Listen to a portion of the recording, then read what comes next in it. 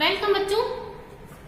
मैं आपको unit first पढ़ा रही थी बीएससी फर्स्ट ईयर का लिक्विड स्टेट, और उसके अंदर जैसा कि हमें पता है कि हम संरचनात्मक भिन्नताएं स्ट्रक्चरल डिफरेंसेस स्टडी कर रहे थे। स्ट्रक्चरल डिफरेंसेस के अंदर अभी तक अपन ने ये देखा कि द्रव अवस्था गैसों से ज्यादा समानता लिए हुए है कि वो ठोसों से ज्यादा सिमिलैरिटी रखती है ना। गैसेज और सॉलिड्स की इंटरमीडिएट ये स्टेट थी, तो लिक्विड स्टेट की सिमिलैरिटीज ज्यादा किससे है, उसके लिए हम ये स्ट्रक्चर इसकी स्टडी कर रहे थे।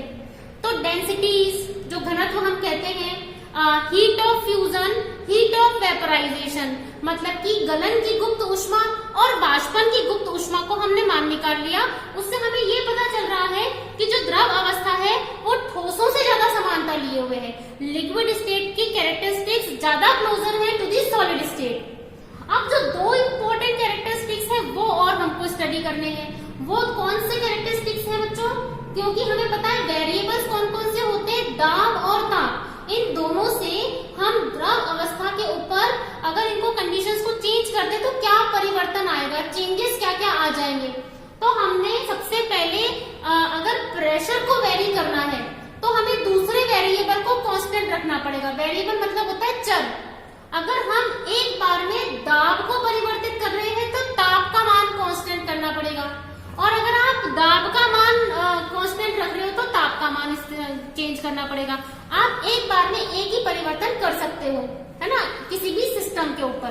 तो हम अगर किसी लिक्विड को देखना चाहते हैं कि उस पर दाब और ताप का प्रभाव क्या है, और फिर हम उसका कंपैरिजन करेंगे ठोस और गैस से, सॉलिड और लिक्विड स्टेट से, तो हमको दाब का इफेक्ट जो देखने को मिलता है, किसी भी सब्सटेंस पर दाब लगाने पर उसके आयतन में कमी आ जाती है, जिसको हम कहते हैं संपीड़ित। अगर हम किसी सब्सटेंस के ऊपर प्रेशर अप्लाई करते हैं तो उसका वॉल्यूम डिक्रीज होता है, और उसको हम कहते हैं सब्सटेंस की कंप्रेसिबिलिटी, और हम उसको एक्सप्रेस कर सकते हैं कंप्रेसिबिलिटी कोफिशिएंट से। तो बच्चों आज अभी जो हम पहली प्रॉपर्टी पढ़ेंगे दैट इज कंप्रेसिबिलिटी कोफिशिएंट। इसको हम शो कर सकते हैं बच्चों कप्पा से, ठीक है, कैपिटल के से हम इसको दिखाते हैं। तो किसी भी पदार्थ का अगर आप कंप्रेसिबिलिटी कोफिशिएंट कैलकुलेट करना चाहते हो तो हमको पहली कंडीशन पता है कि आप दाब को परिवर्तित करोगे और ताप को स्थिर कर दोगे, और इस कंडीशन में उसके वॉल्यूम में आने वाले चेंजेस क्या होंगे वो हम स्टडी करेंगे। वॉल्यूम में जो चेंज आएगा वो हम कैसे पता लगाएंगे कि प्रारंभिक कितना था, यानी कि बिफोर अप्लाइंग द प्रेशर कितना वॉल्यूम था, और after applying the pressure volume कितना हो गया। तो इसको हम क्या कहते हैं, देखो बच्चों, eight constant temperature by increasing pressure क्या होगा सब्सटेंस का। देखो हमने किया प्रेशर में change bye variation of pressure. What will be the volume change?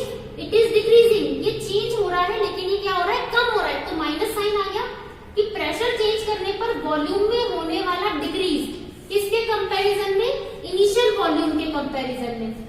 Eight constant temperature is known as compressibility coefficient kappa. किसी भी पदार्थ का स्थिर ताप पर दाब बढ़ाने से आयतन में हुई कमी उस पदार्थ की संपीड़िता गुणांक कहलाती है। By increasing the pressure on any substance at constant temperature the decrease in volume of the substance is known as compressibility coefficient, and this characteristics of any substance is known as compressibility। तो जब हमने द्रवों के ऊपर ये apply किया तो हमें क्या देखने को मिला कि कुल आयतन का 3% कम हो गया था, जो अभी हमने बताया है कि द्रवों के आयनिक सिद्धांत में ब्रिजमैन साइंटिस्ट ने इसको हमको प्रूव करके दिया है।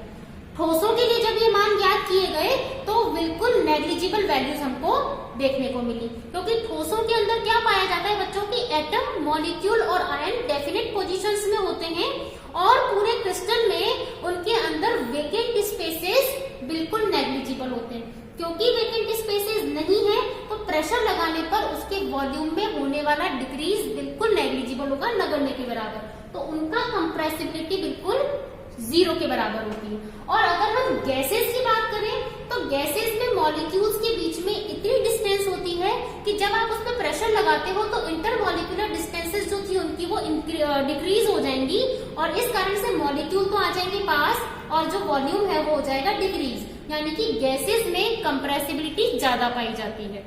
ठीक है ना बच्चों।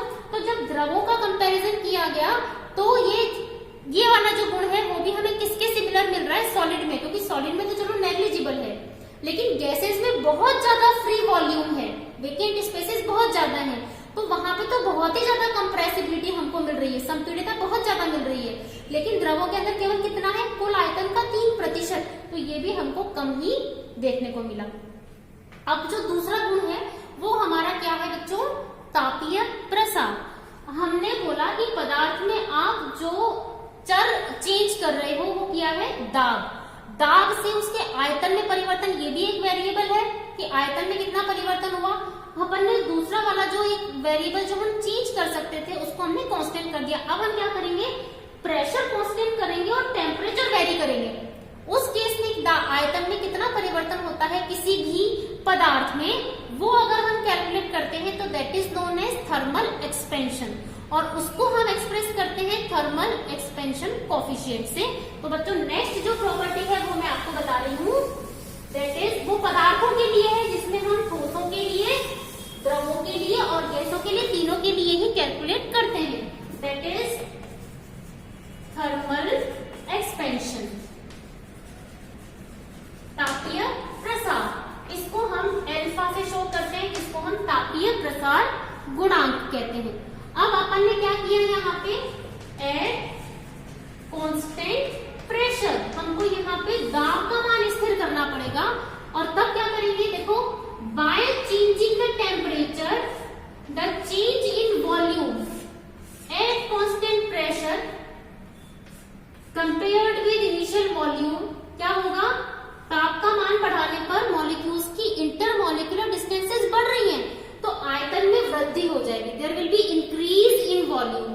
इसको हम एल्फा से शो करते हैं, this will be known as thermal expansion coefficient. ऐसा क्यों होता है कि ताप देने पर प्रसार होता है, क्योंकि सपोज कीजिए आपके पास कोई एक सब्सटेंस है, एक पदार्थ है और आपने इसको दे दिया है टेम्परेचर, आपने इसको टेम्परेचर इंक्रीज कर दिया, तो ताप का मान बढ़ाने पर होता क्या है कि जो काइनेटिक एनर्जीज हैं सब्सटेंस की, यानी कि गतिज ऊर्जा जो है वो क्या हो जाएगी, ये भी इंक्रीज हो जाएगी, इसका मान भी बढ़ जाएगा।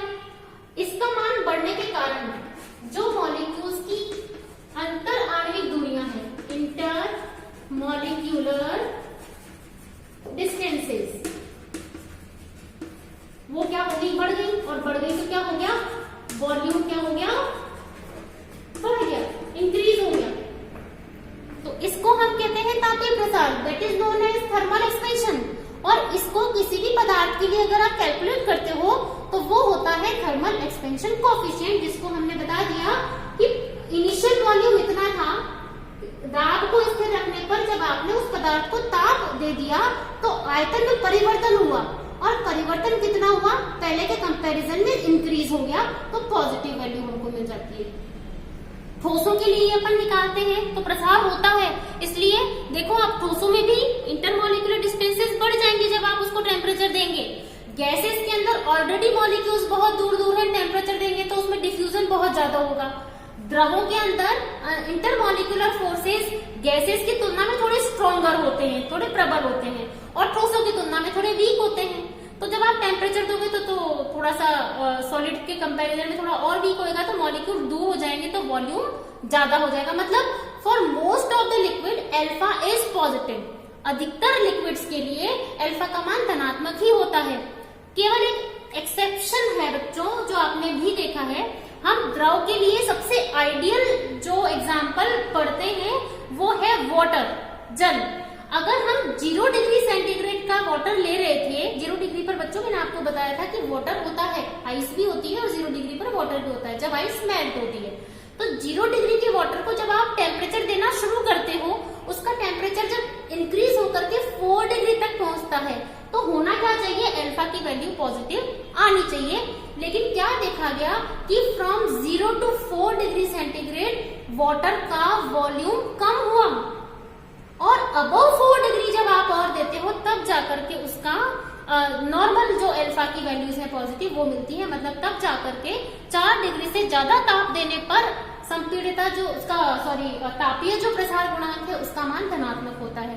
तो ये जो जल का अद्भुत व्यवहार होता है, जिसको आपने सर्दियों में देखा है ना, नलों के पाइप बर्फ के वक्त जब वो बर्फ बन जाती है तो फट जाते हैं, जबकि वो नॉर्मली जब अपन गर्मियों में देखें उन पाइप्स को वो नॉर्मल रहते हैं। लेकिन अगर सर्दियों में वो नलों में भरा हुआ पानी अगर बर्फ बन गया तो पाइप फट जाता है। तो वहां पे कंडीशन चेंज है, टेम्परेचर कम हो रहा है, जब बर्फ जम रही है तब तो वॉल्यूम ज्यादा हो रहा है वाटर का और पाइप फट गए उसके, है ना। और जब वॉल्यूम अपना मतलब टेम्परेचर हमारे पास ज्यादा है तब वो नॉर्मल है, उसके अंदर आराम से वाटर जो है वो फ्लो करता है।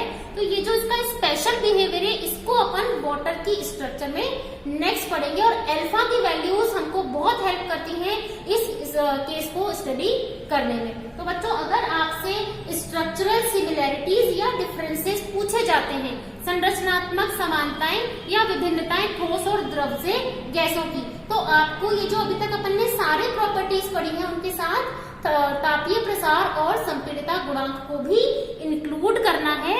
और यहाँ पर आपको एग्जाम में क्वेश्चन इसका शॉर्ट नोट भी पूछ लिया जाता है, तो ये आपको उसमें पूरा समझा करके आना है। Thank you so much.